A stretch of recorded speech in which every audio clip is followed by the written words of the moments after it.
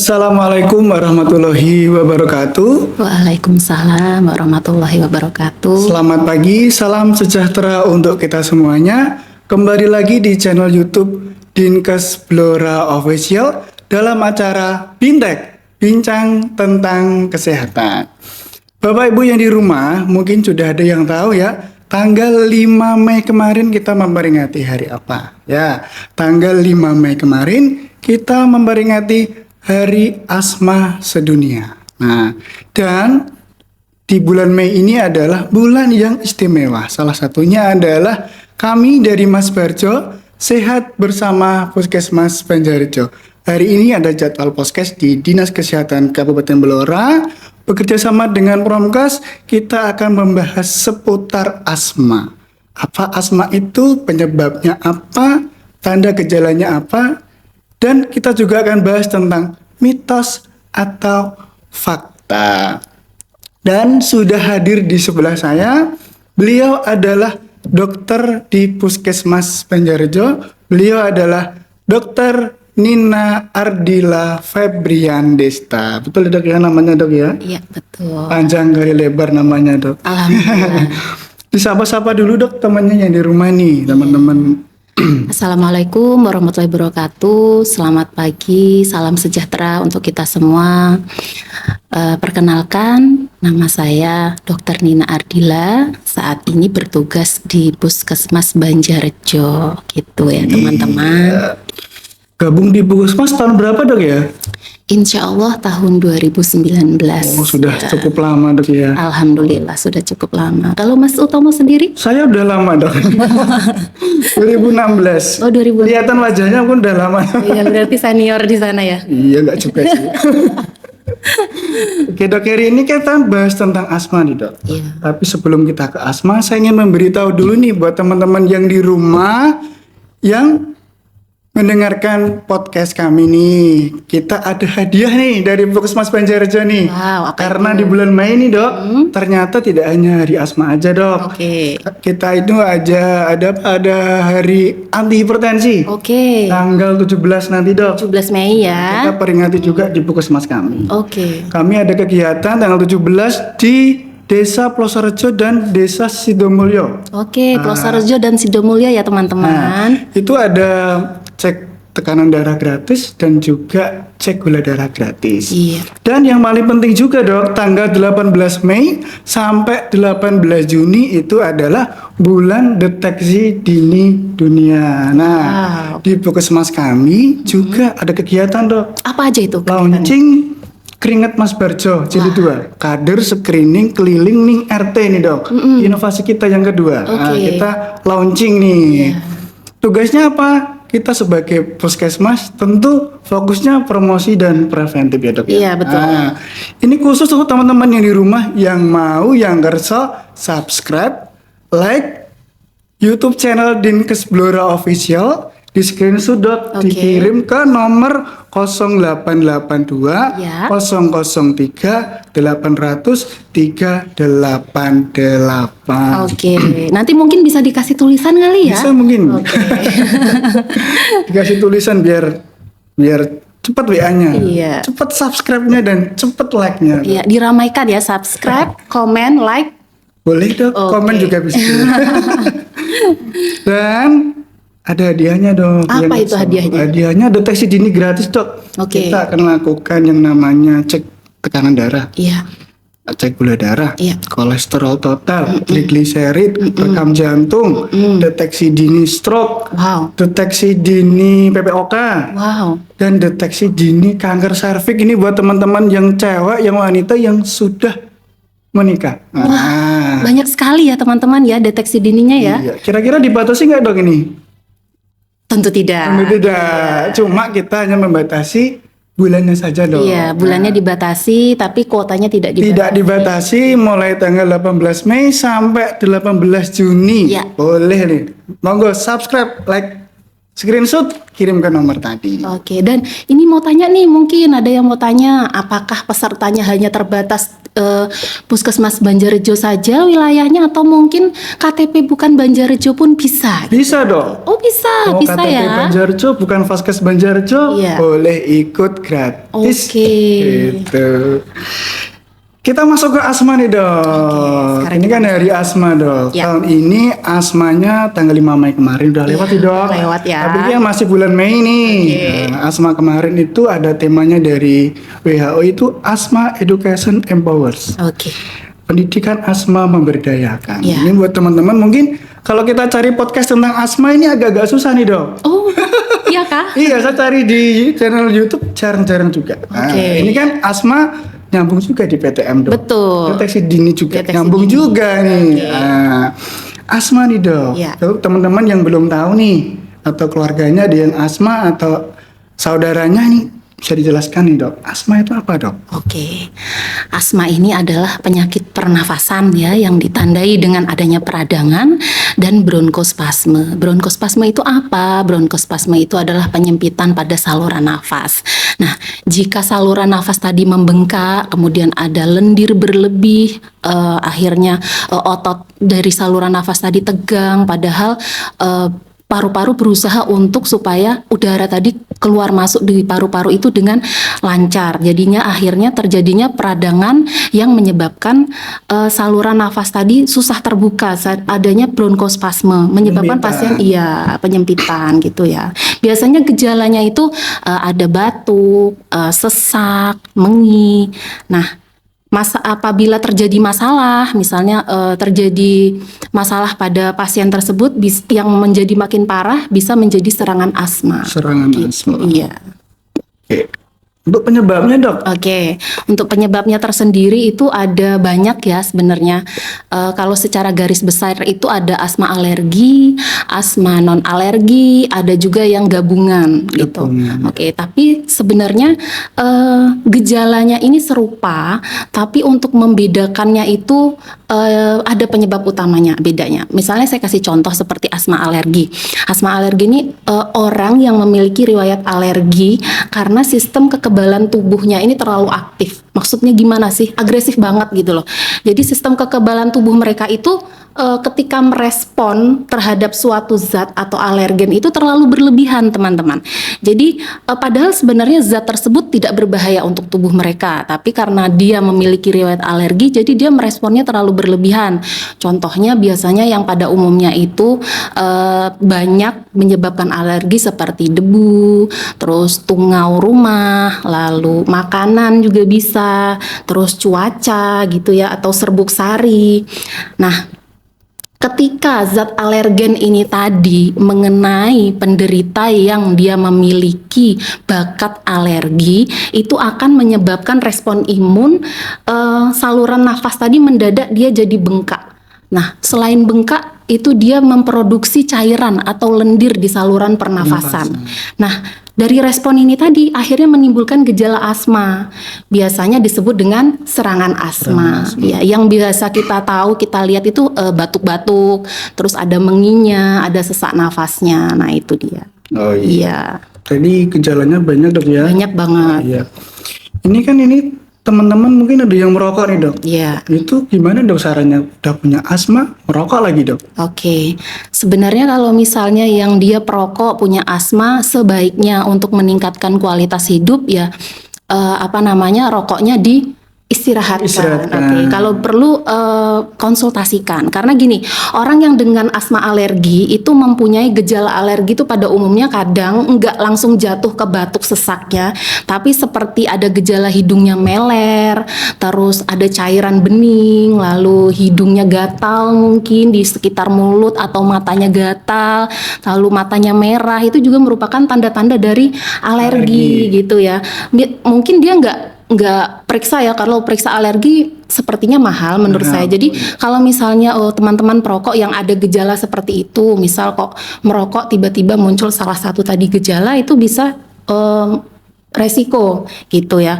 Asma alergi ini karena kalau misalnya dia tercetus alergen itu gejalanya bisa lebih berat. Misalnya dia alergi sama asap rokok, itu dia bisa menjadi lebih berat kalau kena serangan. Jadi karena bukan karena penyebab dari asma alergi ini bukan semata-mata karena alergen, tapi juga bisa kombinasi dari faktor genetik. Jadi faktor genetik mempengaruhi terkenanya asma gitu dengan faktor lingkungan. Jadi bukan serta-merta hanya genetik saja atau hanya karena lingkungan saja. Jadi misal ya contoh keluarga, dalam satu keluarga gitu, ibunya punya asma, anaknya bisa kemungkinan 3 kali lipat terkena asma dibanding misal contoh kedua orang tuanya terkena asma nih, anaknya bisa beresiko 6 kali lipat terkena asma. Jadi asma itu sebenarnya tidak langsung diturunkan asma gitu, iya tidak, tapi sifat alerginya yang diturunkan gitu. Dan sifat alergi ini tidak sama gitu. Misal ibunya tadi mungkin alergi terhadap tungau atau debu, dia bersin-bersin, gepres-gepres gitu ya. Atau pada saat dingin dia matanya gatal, hidungnya berair. Tapi anaknya ternyata alergi susu sapi gitu. Jadi bentukan alerginya pun tidak sama gitu. Jadi sangatlah penting bagi teman-teman semua itu untuk mengetahui riwayat kesehatan dirinya sendiri dan keluarganya. Itu karena banyak ya pasien cerita, misal tapi orang tua saya tidak ada yang asma dokter gitu. Kok saya bisa kena asma gitu? Apakah ada alergi gitu?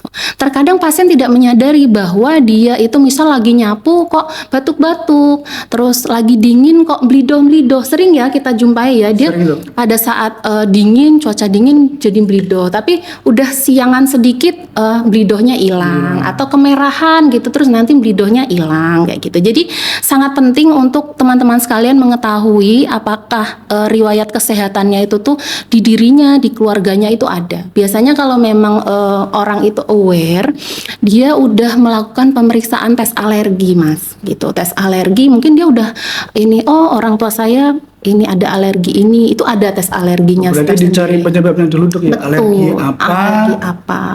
Bisa dihindari. Bisa dihindari. Karena kan gitu. Kalau nggak salah asma ini termasuk sakit kronis dok ya? Betul. Teman hidup dok. Teman hidup. Teman hidup ya, betul. Teman hidup. Tadi kan Bu Dokter bilang kalau salah satunya anak itu bisa alergi susu ya dok? Betul. Nah, ini juga kita langsung ke segmen mitos atau fakta. Oke. Yang pertama dok, kaitannya dengan alergi susu tadi. Ini di mitos atau fakta yang pertama nih dok.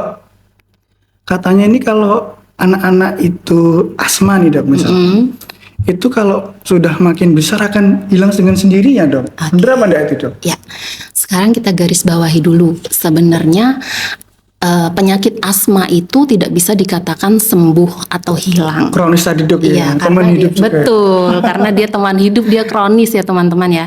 Jadi penyakit asma ini itu kita pakai istilahnya itu terkontrol. Terkontrol. Gitu, ya. Terkontrol dalam artian apa? Tadi kan sudah saya sebutkan ya bahwa asma itu ada alergi, ada non alergi. Jadi kalau yang seperti asma alergi itu terapinya bukan hanya untuk asmanya saja, tapi terapinya juga untuk pengendali alerginya tersebut. Jadi beda dengan yang asma non alergi. Jadi kan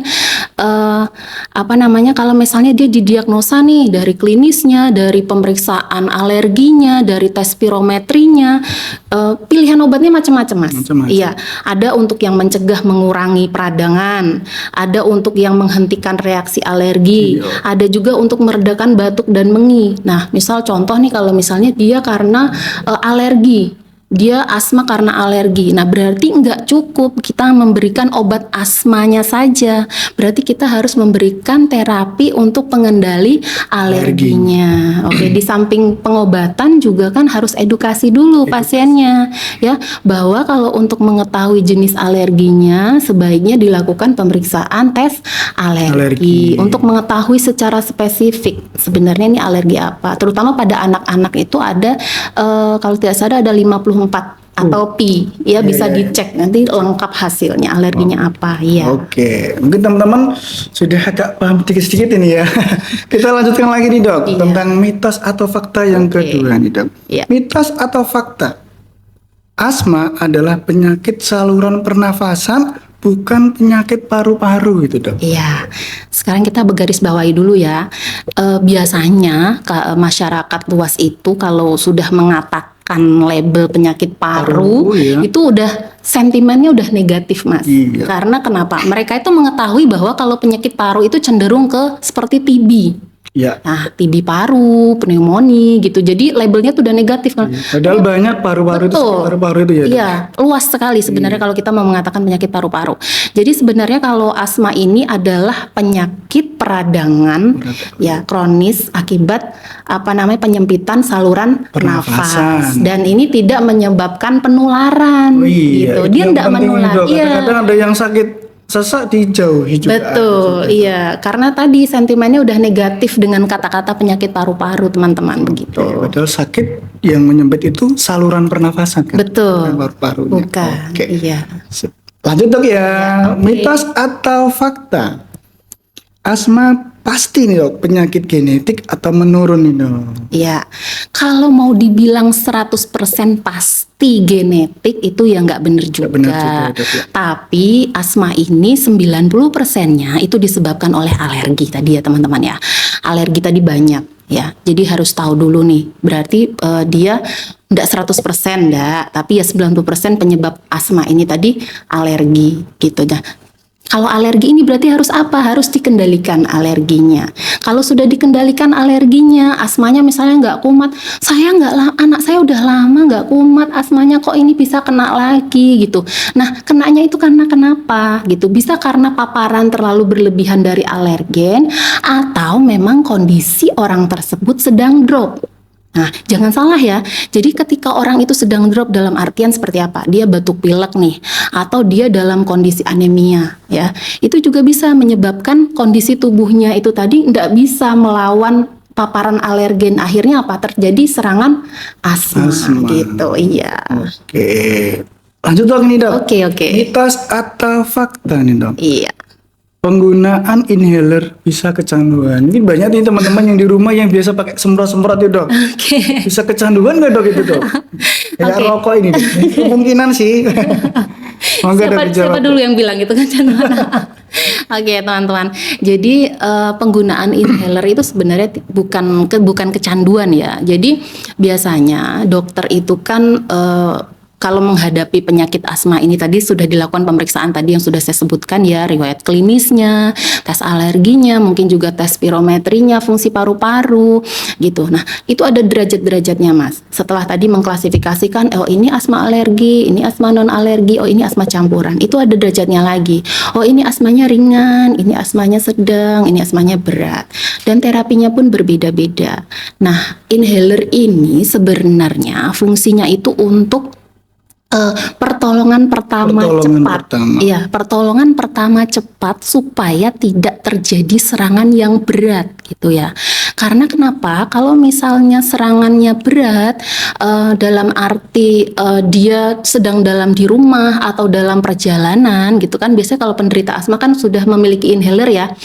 Nah, ini tidak segera tertangani. Yang terjadi apa? Yang terjadi adalah suplai oksigen ke seluruh tubuh tidak cukup gitu. Tidak cukupnya apa? Misalnya ke otak nggak cukup, akhirnya lemas, pusing. Saturasi oksigen pun bisa turun, tapi tidak serta-merta langsung turun tiba-tiba mendadak gitu, enggak ya, dia bertahap gitu. Jadi bukan kecanduan ya, jadi itu memang untuk terapi cepatnya. Terapi cepat. Oke, Tapi aman dok ya dipakai setiap hari mungkin dok. Kalau sering kambuh kan harus pakai dok. Oke. Nah itu tadi ya pertanyaannya kan, sering kambuh harus pakai. Nah sekarang gini, apakah Anda mengunjungi dokter Anda itu sudah lama misal? Karena gini ya Mas, untuk penderita asma yang dia diberikan inhaler itu biasanya dokter sudah klasifikasi. Kalau misalnya ringan, dia serangannya paling sebulannya cuma sekali. Oke, mungkin dia hanya cukup inhaler saja gitu. Tapi untuk asma-asma tertentu mungkin dia butuh obat pembantu. Gitu. Misalnya dia asma alergi, dia harus ada pengendali alerginya. Karena sebenarnya Pengobatan inhaler itu termasuk kemajuan pengobatan dalam terapi penyakit asma. Karena kan dia ndak minum obat, terus ndak suntik obat. Yang kalau kita tahu sendiri bahwa kalau minum dan suntik obat asma itu komplikasinya banyak ya, resikonya yang terjadi pada tubuh banyak. Jadi sebenarnya aman kalau sesuai anjuran dokternya. Jadi seandainya yang biasanya serangannya sebulan sekali, kok dilalah setelah 6 bulan kontrol dari dokternya kok makin sering, misal seminggu sekali serangan atau seminggu 3 kali serangan, artinya itu sudah tidak cocok dosis yang dipakai gitu. Nah, apabila teman-teman terjadi hal yang seperti itu tadi, dosisnya misalnya nggak cocok lagi nih, dengan pakai inhaler, segera kunjungi lagi. Itu mungkin ada yang perlu dieliminasi. Mungkin ada yang perlu diperbaiki dari lingkungannya gitu kan. Misal dia ndak tes alergi, oh mungkin lingkungan di rumah harus diperbaiki dulu. Ataukah debunya, ataukah kasurnya, ataukah habitnya. Misal seperti mengganti peralatan tidur setiap 3 hari sekali gitu. Itu pengaruh juga. Iya. Ada yang pakai inhaler nih dok, tapi kadang-kadang juga kalau yang tidak pakai inhaler ini yang sering ke puskesmas nih dok, biasanya kan minta nebul. Iya. Kapan nih dok kita harus minta nebul ini dok? Ketika udah minum obat, terus ternyata tidak responnya tidak berkurang gitu dok? Apa harus langsung ke puskesmas atau ke tempat lain untuk minta nebul dok? Dan nebul itu aman gak sih dok? Oke, ya. Jadi biasanya ya teman-teman, dia kalau asma itu pertolongan pertamanya nih ya. Jadi kan tadi kan pertanyaannya nebul aman nggak gitu. Jadi kalau misalnya di rumah nih serangan gitu, sebaiknya posisikan dulu tubuh. Oh iya. Ya, tubuhnya diposisikan dulu, duduk. Jangan tiduran. Fungsinya buat apa? Supaya rongga dada tadi lebih terbuka. Rongga dada lebih terbuka, jadi bernafasnya lebih enak. Nah, kalau misalnya bernafasnya lebih enak, lebih lega, kalau bisa seperti ikat pinggang dilepas atau sedang pakai sweater. Biasanya kan kalau penderita asma alergi kan sering pakai baju berlapis-lapis ya, itu dilepas dulu. Nah, kalau memang pada pasien tersebut dia sudah punya inhalernya dipakai dulu. Kalau ternyata inhalernya tidak mempan, baru pergi ke fasilitas terdekat untuk dilakukan nebulisasi. Tapi sebenarnya tindakan nebulisasi itu bukan diminta oleh pasien. Oh iya, ya. Betul nih. Jadi petugas kesehatan yang ada di fasilitas kesehatan tersebut yang menentukan apakah orang ini layak untuk mendapatkan nebulisasi atau hanya oksigenasi saja. Iya. Kadang-kadang juga tidak semua penyakit itu tidak hanya sakit asma aja dok yang sesak nafas dok ya. Kadang-kadang tetangganya sesak nafas, terus pergi ke puskesmas sesak nafas, minta nebul. Iya, betul. Padahal kan sesak itu tidak hanya asma saja. Betul, asma itu sesak itu memang cakupannya luas sekali ya teman-teman ya. Jadi tidak serta-merta sesek nih asma nih anak saya, nih ibu saya, orang tua saya, tapi itu harus dipastikan dulu. Jadi kalau memang sesak, ndak ada inhaler di rumah, mungkin biasanya minum obat oral untuk terapi asmanya, kok ternyata terapi oralnya padahal udah dengan dosis maksimal kok ndak mempan, ndak ada inhaler di rumah, boleh dilakukan tadi tipsnya tadi, duduk dulu ya. Terus kalau misalnya nggak juga, masih juga rasanya sesak, itu ke fasilitas kesehatan terdekat. Iya. Mengenai obat nih dok, mitos atau fakta selanjutnya nih dok. Asma hanya perlu diobati saat kambuh saja gitu dok, atau obat diminum tiap hari dok, walaupun nggak serangan itu diminum biar cepat sembuh gitu dok. Ya, jadi yang membedakan asma itu minum obat terus atau serangan saja itu tergantung derajatnya tadi mas. Ya, jadi yang menentukan obat diminum berapa kali atau setiap hari saja atau saat serangan saja itu adalah dokter yang memeriksa gitu, berdasarkan hasil pemeriksaannya. Jadi bisa ditentukan. Jadi tidak bisa digeneralisir. Misalnya saya jawab di sini, harus diminum setiap hari, harus pada saat serangan saja, itu tidak bisa. Jadi kita harus lihat perorangannya. Harus periksa dok. Iya, harus periksa betul. Oke dok, selanjutnya nih dok. Iya. Biasanya nih dok, asma bisa menghilang dengan sendirinya. Benar nggak dok itu dok? Iya. Sekarang kita garis bawahi ya teman-teman ya. Asma bisa menghilang dengan sendirinya. Oke, tadi di awal saya sudah menjelaskan bahwa asma ini ada salah satunya itu asma alergi. Jadi kalau misalnya karena penyebab alergi, artinya dia tidak akan hilang. Alerginya akan terus ada. Jadi asma itu hanya terkontrol saja ya. Asma hanya terkontrol asalkan penyebabnya itu tadi tidak mengenai alergennya, tidak mengenai, jadi terkontrol bukan hilang ya. Oh iya. Gitu. Oke dok. Oke. Ini doknya, ini kan asma kan tadi kan tidak bisa menghilang ke sendirinya dok. Betul, Ya? betul. Dan ini kan harusnya kan penyakit kronis dok, Iya, salah satunya betul. harus jadi teman nih dok. Betul, teman hidup ya. Teman hidup nih dok. Oke, selanjutnya nih dok. Iya. Ini mungkin teman-teman yang di rumah nih punya anak nih, biasanya kan kalau asma, jangan olahraga dulu nih. Oh ya. Di rumah aja. Oke. Biasanya kalau anak sekolah itu sudah dipesankan sama gurunya. Nggak boleh olahraga nih, gitu, karena ada sakit asma. Iya. Boleh nggak dok sebenarnya dok? Kalau punya sakit asma nih dok, olahraga, Oke. gitu dok. Ya. Jadi sebenarnya kalau misalnya saya jawab boleh apa tidak, tergantung derajatnya dulu ya teman-teman ya. Jadi kalau misalnya dia ringan, itu relatif aman untuk berolahraga. Tapi olahraganya apa dulu nih gitu ya. Olahraganya itu boleh dan aman dan tidak menyebabkan penderita asma ini tadi terlalu lelah. Jadi dia nggak boleh kecapean.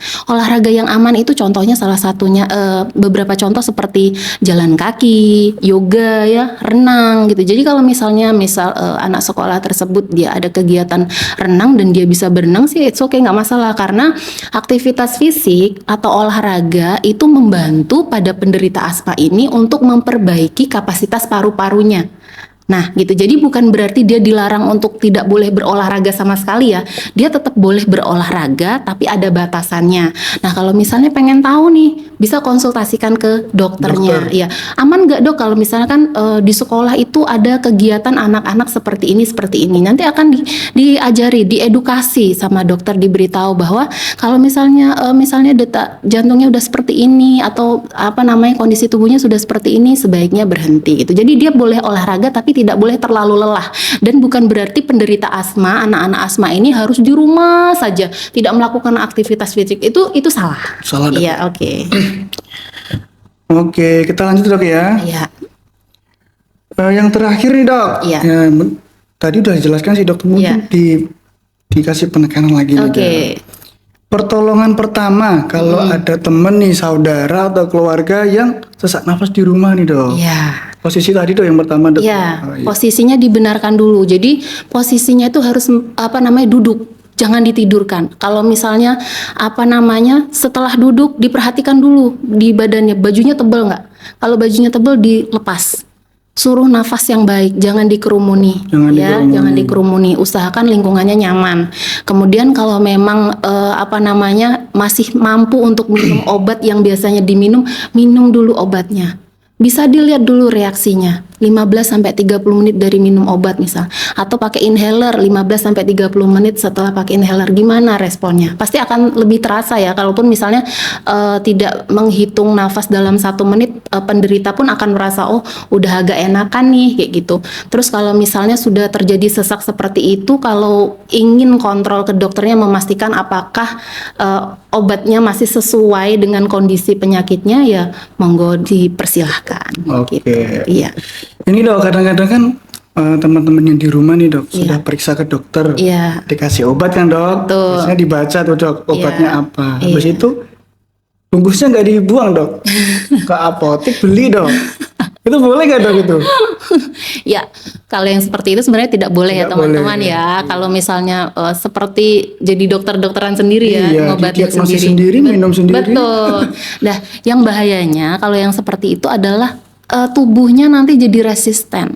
Dalam artian misal dia biasanya minum obat A dengan dosis segini, dia udah lama nggak kontrol ke dokternya, udah 1 tahun mungkin gitu kan. Itu biasanya kalau penderita asma itu untuk kontrol melakukan perubahan terapi kan bisa 6 bulan gitu kan untuk dicek. Kalau misalnya dia nggak pernah kontrol, dia ngobatin sendiri, ternyata dia di terapi A dia nggak mempan lagi. Itu artinya apa? Harus ganti obat, harus naik dosis, Naik gitu kan. dosis, iya. Padahal yang tercatat di dokternya dia baru terapi di sini, tapi kok kenapa dia udah terapi di sini? Nah, kadang kalau misalnya beli sendiri, sama aja obatnya ini sama yang Iya. kemarin gitu ya. Iya. Padahal kan kondisi pasien tersebut tidak sama. Tidak sama.